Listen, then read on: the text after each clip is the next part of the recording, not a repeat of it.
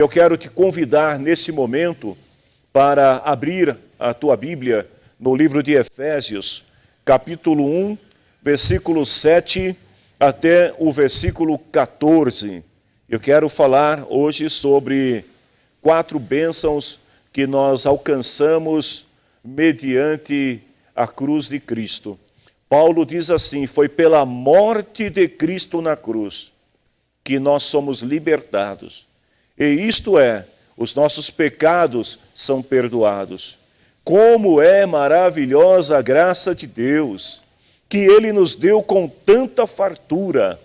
Deus, em toda a sua sabedoria e entendimento, fez o que havia resolvido e nos revelou o plano secreto que tinha decidido realizar por meio de Cristo. E esse plano é unir, no tempo certo, debaixo da autoridade de Cristo, tudo o que existe no céu e na terra.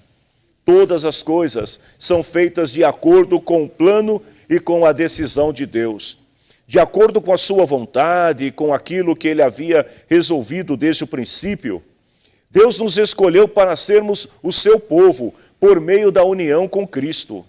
Portanto, versículo 12, digo que nós que fomos os primeiros a pôr a nossa esperança em Cristo, louvemos a glória de Deus.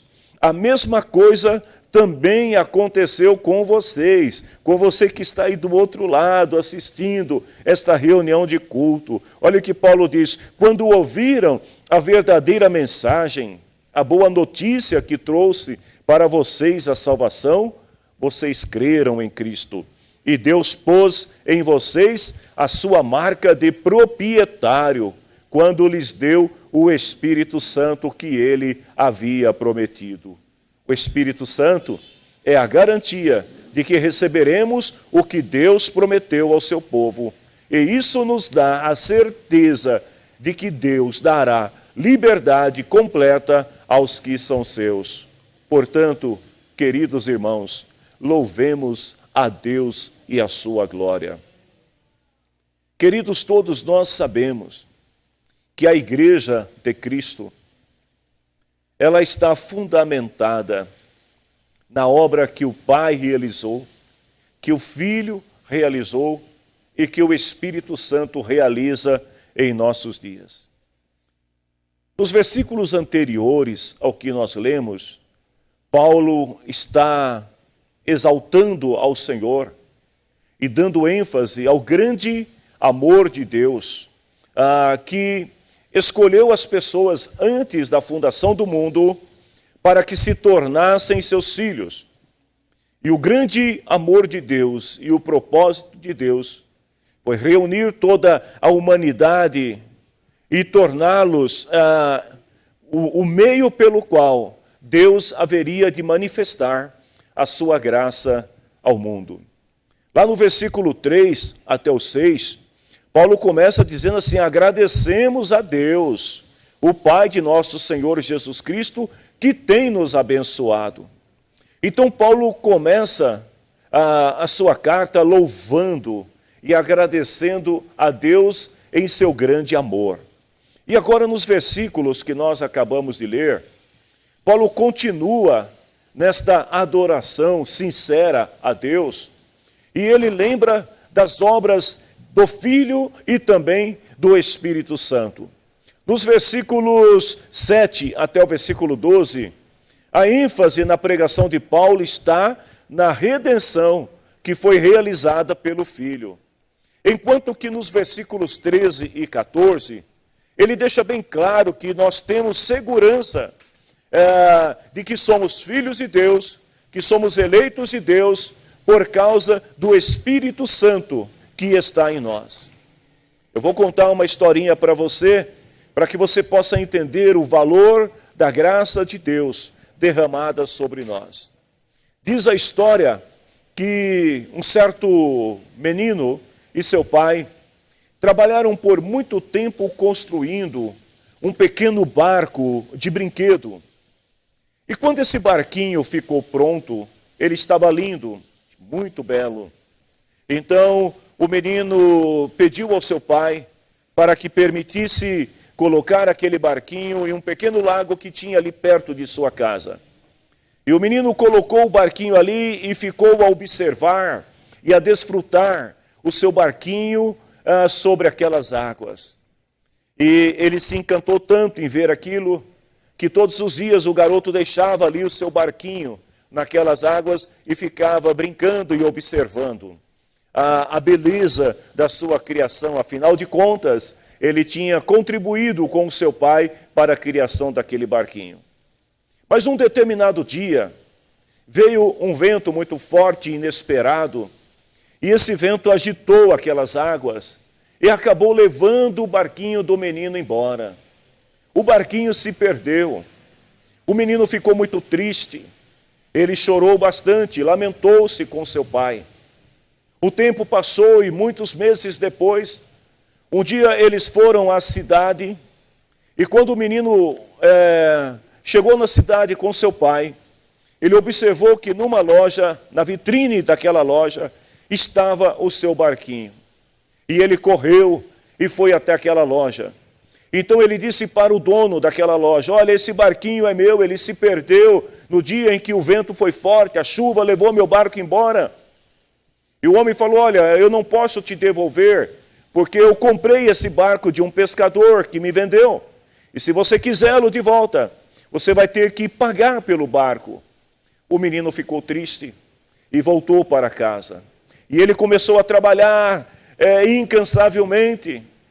E todo o dinheirinho que ele pegava, ele ia juntando, guardando, até que ele conseguiu reunir a quantia suficiente para comprar o seu barco de volta. Então ele foi até aquela loja e, chegando lá, o barquinho ainda estava na vitrine. E ele então pagou o preço do barquinho e o pegou e voltou para sua casa. E no meio do caminho, o garoto estava muito feliz, porque ele tinha recuperado o barco que ele e o pai tinham construído. E ele então, olhando para o barquinho debaixo de seus braços, ele falou assim: você agora me pertence duas vezes. Primeiro, porque fui eu que te criei. E segundo, porque fui eu que te comprei. O que eu quero dizer para você com essa ilustração é que através de Cristo nós somos redimidos pela graça de Deus.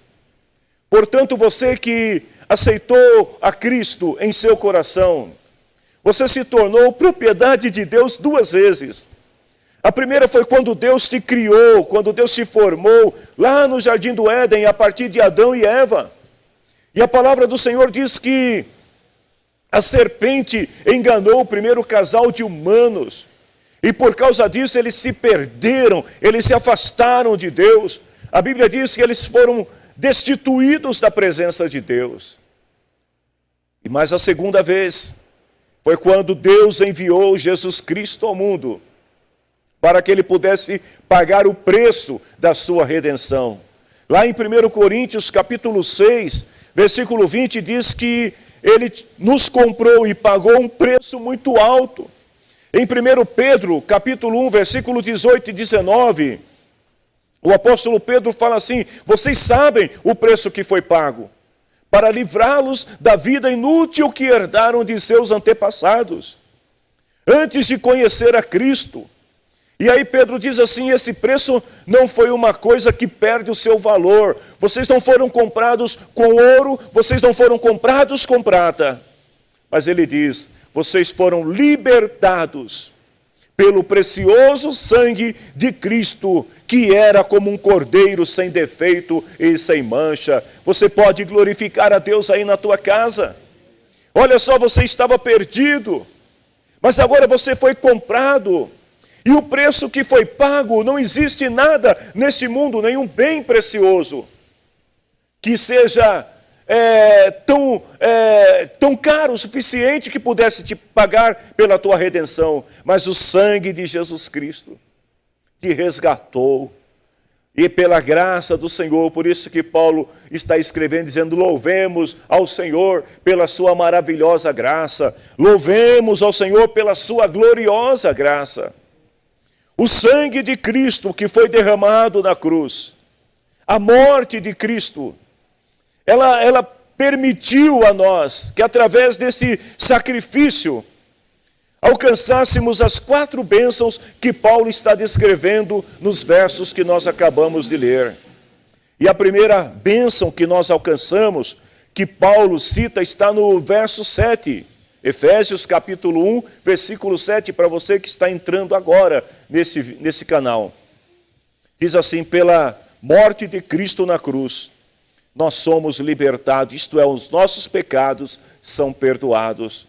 Quando nós aceitamos a Cristo pela fé, a graça de Deus, a redenção que Deus oferece, nos alcança.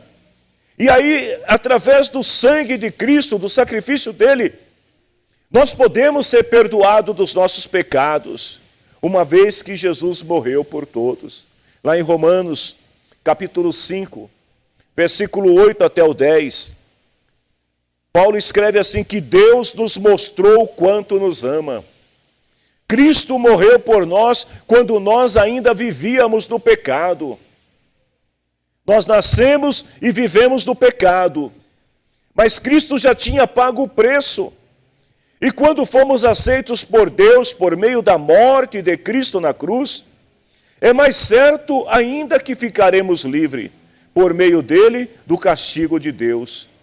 Aí ele conclui dizendo que nós éramos inimigos de Deus, porque estávamos distantes de Deus. Nós estávamos servindo a um outro Senhor, mas ele nos tornou seus amigos por meio da morte do seu Filho, Jesus Cristo. Então a primeira bênção que nós alcançamos e que Paulo está citando aqui é o perdão dos pecados. Jesus Cristo nos perdoou. Jesus Cristo perdoa você dos teus pecados. Ainda que hoje você esteja vivendo uma vida totalmente distante de Deus, afastado dos caminhos do Senhor, ele está te dizendo que o amor dele é muito grande por você. Deus nos amou, Paulo disse, e ele mostrou esse amor, entregando Jesus Cristo, seu Filho, para morrer por nós na cruz. A segunda bênção que Paulo vai citar fala a respeito da unidade que nós temos em Cristo, porque antes nós estávamos desunidos de Deus. A gente vivia totalmente sem direção, a gente não sabia exatamente para onde ir, a gente buscava nas filosofias, nas religiões, nós buscávamos em outros caminhos encontrar um sentido para a vida, mas isso não era possível. Mas Paulo diz aqui, olha só, o que Deus nos deu, e ele fala, Deus nos deu com tanta fartura, não foi pouco, foi muito, em toda a sua sabedoria e entendimento. Ele fez o que havia resolvido e nos revelou o plano secreto que tinha decidido por meio de Cristo. E esse plano qual é? Qual é o grande plano secreto de Deus? Paulo diz aqui, é unir no tempo certo, debaixo da autoridade de Cristo, tudo o que existe no céu e na terra. Então Paulo considera esta bênção da unidade muito importante, porque através da unidade em Cristo, Deus permite ao crente ter a capacidade espiritual de conhecer os seus propósitos e os seus planos. Naquela época, quando Jesus veio ao mundo, o mundo inteiro estava perdido. Mas Jesus veio como uma luz, e o evangelista João, no capítulo 1, diz assim, que quando a luz brilhou, as trevas se dispersaram. Nas Escrituras, plano secreto de Deus significa mistério de Deus, ou seja, um conhecimento que o homem não pode receber por conta própria. Não é o tipo de coisa que a pessoa ela pode obter através do ensino secular, do conhecimento natural. Tem que ser revelado por Deus. E a palavra do Senhor diz que Deus, ele revela a sua palavra ao seu povo. Quando Jesus estava explicando aos discípulos a parábola do semeador, lá em Lucas capítulo 8, versículo 10, ele diz assim, que a vocês Deus mostra os segredos do seu reino. Então você que está unido em Cristo, porque foi perdoado em Cristo e aceitou o perdão de Deus, Deus mostra a você os segredos do seu reino. E para conhecer tem que ter unidade, né? Então Jesus fala assim, olha, aos outros tudo é ensinado por meio de parábola, para que olhem e não enxerguem, para que escutem e não entendam. O mundo não vai entender a natureza do reino de Deus. As pessoas que odeiam o Evangelho, que desprezam o amor de Deus, as pessoas que não querem receber o perdão de Deus, a graça de Deus na sua vida, não podem entender essas coisas. É por isso que tem muita gente criticando os cristãos de fato. É por isso que tem muita gente que diz assim, eu não entendo esses crentes. Você não pode entender se primeiro não aceitar o perdão. O presente de Deus é o teu perdão. E o segundo presente é que Deus quer não só te perdoar, mas Ele quer te unir através de Cristo, para que você possa conhecer. Então, quando Paulo fala de unidade aqui, ele está apresentando 3 ideias básicas. Primeiro, a restauração, a união e a supremacia de Cristo. Como assim? O mundo, né, a humanidade, que tem sido guiada pelo Deus deste século, 1 Coríntios 4:4, a humanidade que está cega acerca de Deus tem sido guiada pelo Deus desse século. E a palavra do Senhor diz que tanto o Deus desse século quanto a humanidade, eles caminham em rebeldia contra o reino de Deus. Eles querem fazer tudo ao contrário daquilo que o reino de Deus nos ensina. Mas a morte de Jesus Cristo, ela fez com que o poder de Satanás fosse destruído. Então nós podemos hoje nós temos essa liberdade de poder decidir entre ser escravo do Deus desse século ou nos tornarmos amigos de Deus, filhos de Deus. Então vejam bem, Jesus é aquele que restaura. Jesus ele veio com esta missão de restaurar o reinado de Deus sobre todas as coisas. O que isto quer dizer? Que aonde Deus impera, a humanidade, a sociedade, todas as formas de governo, toda a natureza, tudo será curada quando estiver unido novamente em Cristo. Ah, se o mundo pudesse entender o segredo de Deus. Porque o segredo de Deus é unir todas as coisas e dar à terra, à humanidade, um padrão semelhante ao padrão do céu. Ou seja, remover a maldade do coração da humanidade, tirar todo sentimento ruim, toda inveja, tirar a pobreza da humanidade, tirar a humilhação, a vergonha, e tornar todos os seres humanos iguais, semelhantes. Porque quando Deus criou o homem lá no Jardim do Éden, e Deus deu ao homem, ao primeiro homem, o poder, o domínio sobre todas as coisas, Deus não deu ao homem o poder sobre a humanidade, sobre os seus semelhantes. O homem poderia dominar a natureza, dominar os animais, os seres que voam, os que estão no mar, os que estão na terra. Poderia dominar toda a natureza, mas não os seus semelhantes, porque somos iguais. Mas o pecado deturpou tudo isso. E os sistemas que foram se estabelecendo ao longo da história da humanidade, é um sistema onde alguns sobrepujam outros, onde alguns são senhores de outros, escravos, enquanto uns são escravos, outros são senhores. E é por isso que há tanta desigualdade no mundo. Mas o segredo de Deus é que toda a humanidade seja curada, que os governos sejam justos, que as pessoas tenham paz, que a natureza não sofra tanto com o descaso da própria humanidade, que não zela pelo meio ambiente, que não zela pela natureza, e por causa disso nós estamos vendo tantas coisas ruins acontecendo na natureza, consequência de ações desastrosas da humanidade que caminha sem Deus. Tudo isto será curado quando estivermos unidos novamente com Cristo.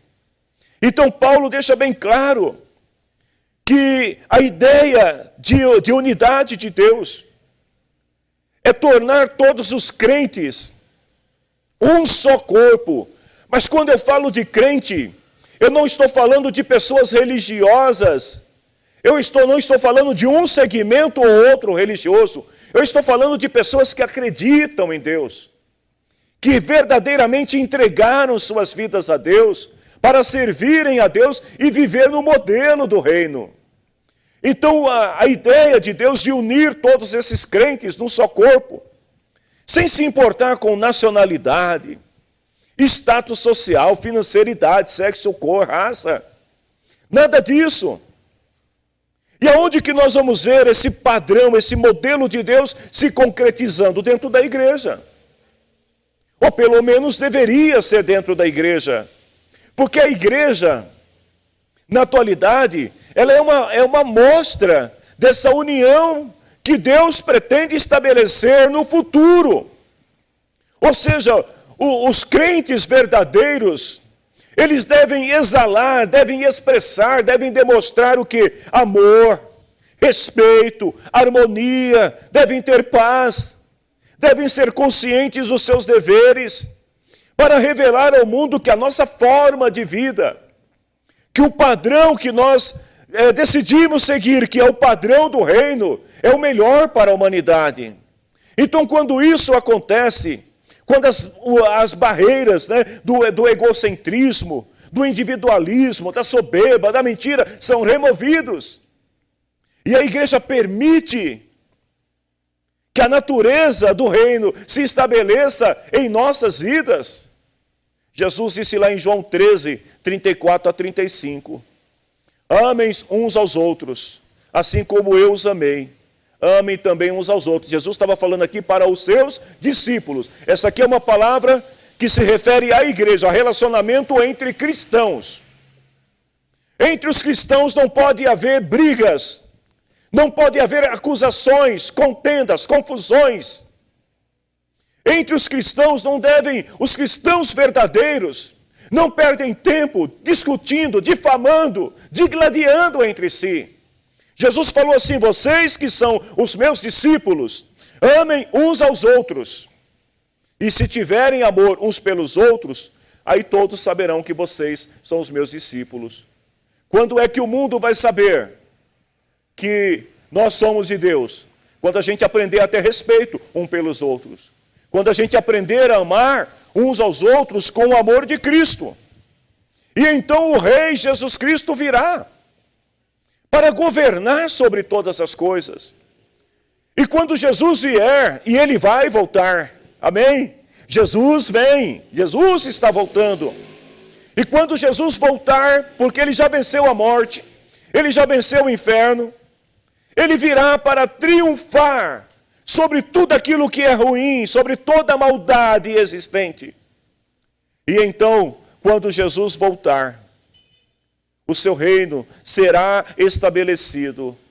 E aqueles que verdadeiramente amam a palavra do Senhor e obedecem, vivem o modelo estabelecido pelo seu reino nesta terra, eles estarão com Cristo reinando eternamente. Você quer fazer parte desse povo? Você quer fazer parte desta nação dos eleitos? Então, para isso, você precisa conhecer os segredos de Deus. E veja como Deus revela estes segredos. Primeiro, nos perdoando. Segundo, nos unindo através de Cristo. E uma vez que estamos unidos a Deus através de Cristo, Deus então nos dá o que é a sua palavra. Vejam bem, na palavra de Deus, a gente vai encontrar informações sobre a supremacia de Cristo, sobre a identidade de Cristo, o propósito de Deus para a igreja, quais são os planos de Deus acerca dos fins dos tempos. Porém, deixa eu te falar uma coisa, a Bíblia Sagrada, as Escrituras, são apenas para aqueles que já aceitaram a Cristo. Se você não aceitou a Cristo, não adianta, você vai ler a Bíblia como um livro qualquer. Porque você não vai entender os segredos que estão nela. Porque esses segredos, eles só podem ser acessados a partir do momento que você aceitar Jesus no teu coração. Senão você vai pegar a Bíblia, você vai ficar lendo, e aí você vai encontrar um monte de mensagens de autoajuda, e aí você vai cortar, né? Vai selecionar, vai publicar lá na sua rede social, e vai achar que está fazendo uma coisa boa, você não entendeu nada. Como é que você vai entender a Bíblia? Como é que você vai entender a palavra? Jesus falou para os discípulos, olha, os que não fazem parte não entendem. Eles olham, mas não enxergam. Eles leem, mas não compreendem. Mas você, que uma vez aceitou a Cristo e está unido em Deus, você vai ler e vai compreender os segredos que estão escritos nesta palavra. É por isso que a palavra de Deus, ela se torna nova a cada manhã em nossas vidas.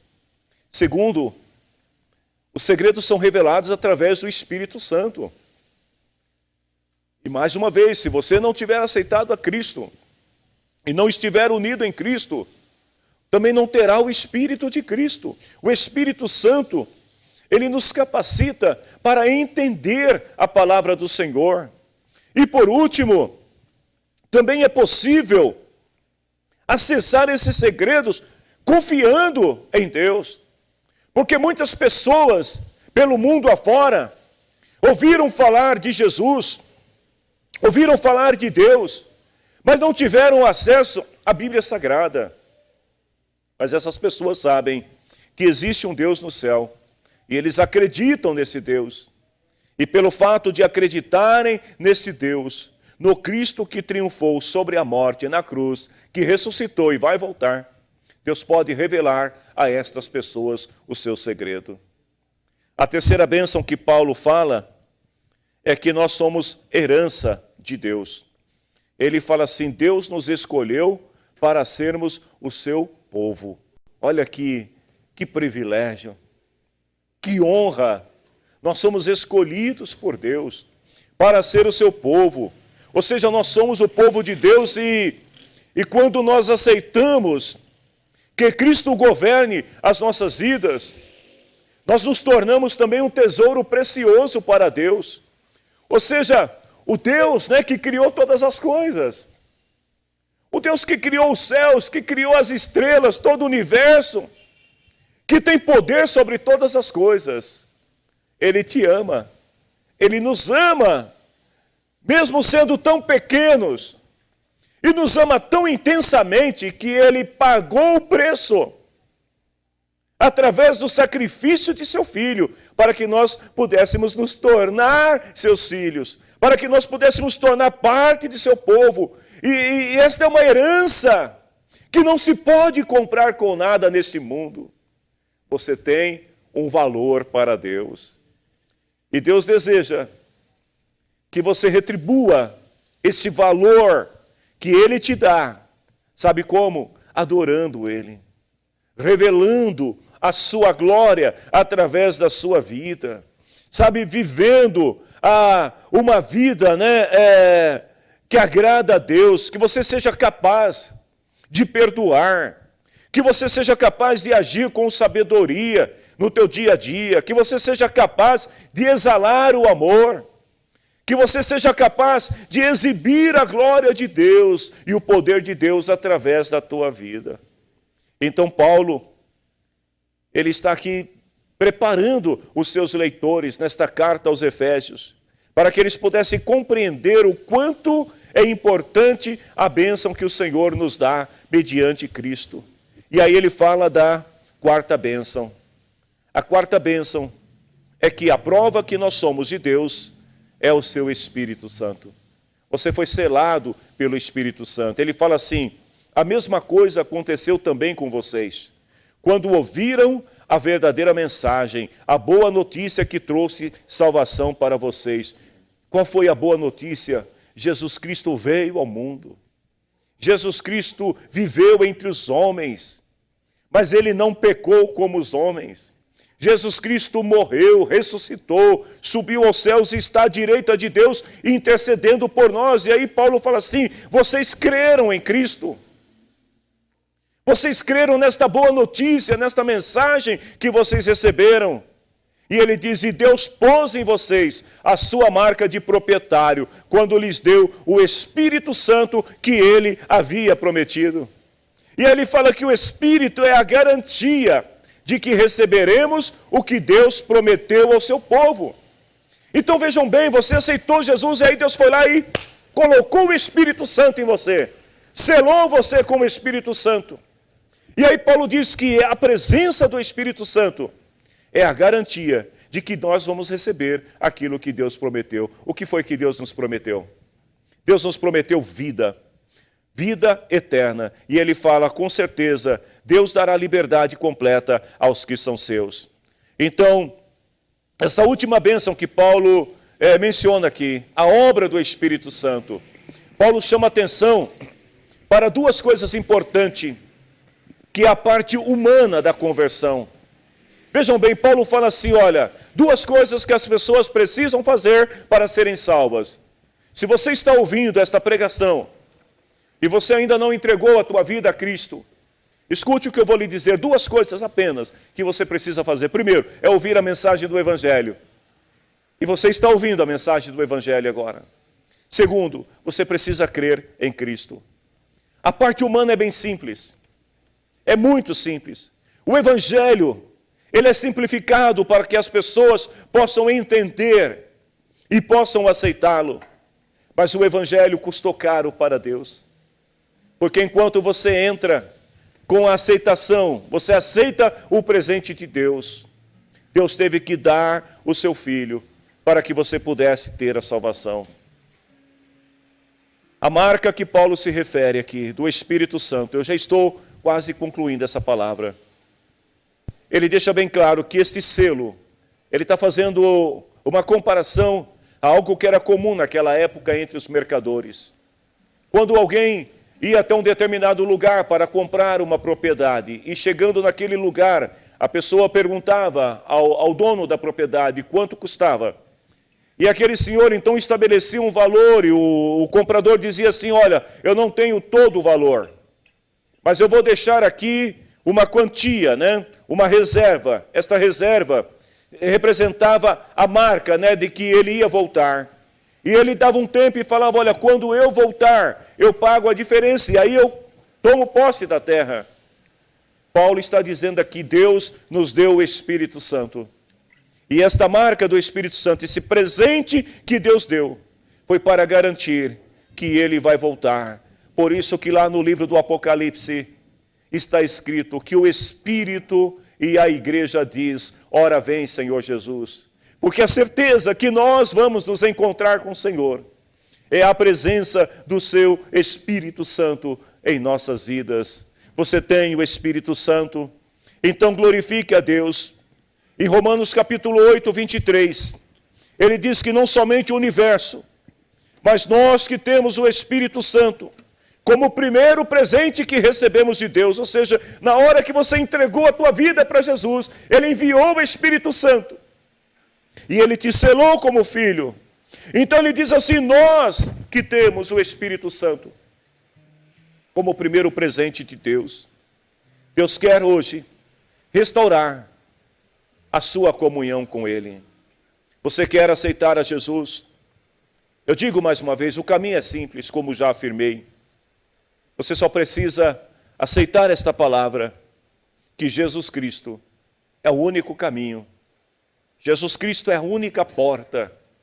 Jesus Cristo é o único meio que pode te levar a Deus. Este é o Evangelho que nós anunciamos. O Evangelho que você precisa aceitar e que eu te apresento no dia de hoje é este Evangelho, o Evangelho da salvação. E se você aceitar, 4 coisas irão acontecer na sua vida. Primeiro, você estará liberto, não será mais escravo, porque os teus pecados serão perdoados. Segundo, Deus vai começar a revelar a você o seu plano secreto. Por causa da união em Cristo, você vai começar a descobrir o que é viver e andar com Deus. Terceiro, você não será mais um estrangeiro. Você será filho de Deus e como filho, você terá direito à herança eterna que Deus prometeu aos seus filhos. E por último, você vai receber no teu coração a marca de Deus, o selo do Espírito Santo.